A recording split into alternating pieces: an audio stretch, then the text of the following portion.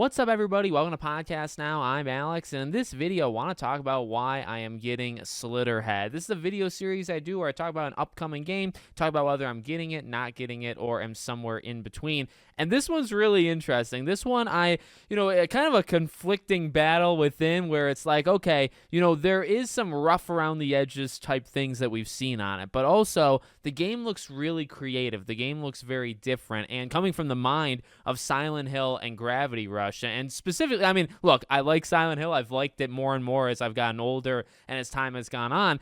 Gravity Rush is actually the big pull for me. I freaking love Gravity Rush 1 and 2. Wish we got the final game in that trilogy. Maybe one day we still can. But, this is a very different type of game. It gives me, it gives off some like Ghostwire Tokyo vibes. It gives off a little bit of prototype vibes with like the claw hands that they're doing. For some reason, I think of Stray as well. And I don't know if that's maybe like the camera angle and more like kind of back alley street type situation, but the game looks really, really interesting, and it's coming out at a pretty good time. It comes out November 8th, and with Assassin's Creed kind of moving out of the way, for me, Slitterhead, Planet Coaster 2, and then maybe like a Stalker 2, those are the games in November. There's Dragon Quest, and there's a few others as well, but those are kind of the ones that stand out, and I don't think any of them are going to be as different. Now, like Planet Coaster because of the water parks, I can't freaking wait, but Slitterhead just because of the uniqueness of it, right? The originality, I'm really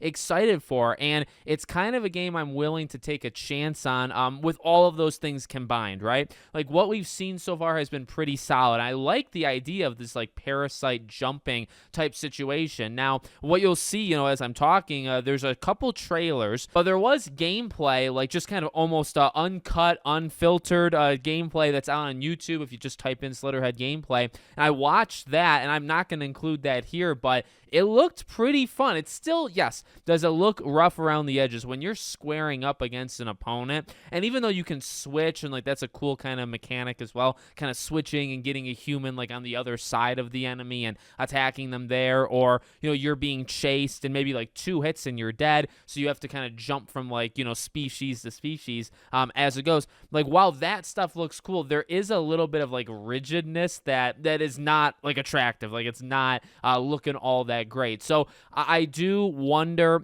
/ almost assume that this game is going to be like a rough around the edges type game. If I were to pitch this game, not that I'm like an ambassador for it, but if I, from what I've seen and my interest level, if I were to pitch it, I would pitch it as you're probably not getting many of these games that come out, so that originality is there, but also it's not going to be a perfect game. It's going to be a game that you're going to say, yeah, there's definitely some issues here, and here. And to be honest with you, that is maybe also where I get the Ghostwire Tokyo vibes. Like that game is like the prime 7 out of 10 game. And it got lower than that in scores like when it came out. I really like Ghostwire Tokyo. And again, like for that reason, Ghostwire Tokyo is a weird, different game, different kind of story, different kind of mechanics, different kind of like layout, and it's not perfect. It's got loads of problems, but it's just so unique, and it's like a vibe. It just has that vibe that really translates to me and made it a game that I would recommend, even if it's like, it's not going to be this super well-rounded and well-polished product.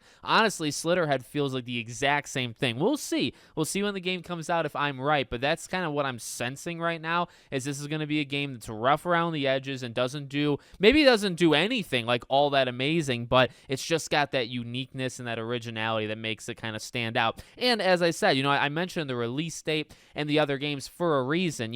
It's actually more of a horror. It's like a horror kind of action type game, which maybe would have made it fit more in October. But you know what? Coming out in October with all of the games we had in October, I think I actually would have passed on it. I think everything is kind of lining up for Slitterhead, and that's why I would get it. Is comes out, things are cooling off, right? Like, really after Dragon Age, what I said in November is November, and then December is like Marvel Rivals and Indiana Jones. And you got some Game Pass games there as well. well. So it was Stalker, Indie, Marvel Rivals is free to play. So like when I'm thinking about it, Slitterhead is possibly and quite probably my last major purchase, maybe besides like Lego Horizon, right? Maybe like those two. There's not too many games in November for me to buy, and I'm kind of looking at that unique aspect of it, like what game stands out to me. And again, there are a couple of them, like Planet Coaster, Slitterhead, Lego Horizon, kind of being a kid-friendly game I can play with my daughter, and I like Lego, I like Horizon, but I'm trying to pick a few games that, if they released at other times, I don't think I would have went with them. Like if Slitterhead again came out in October, I think I would have picked all of the other games over it.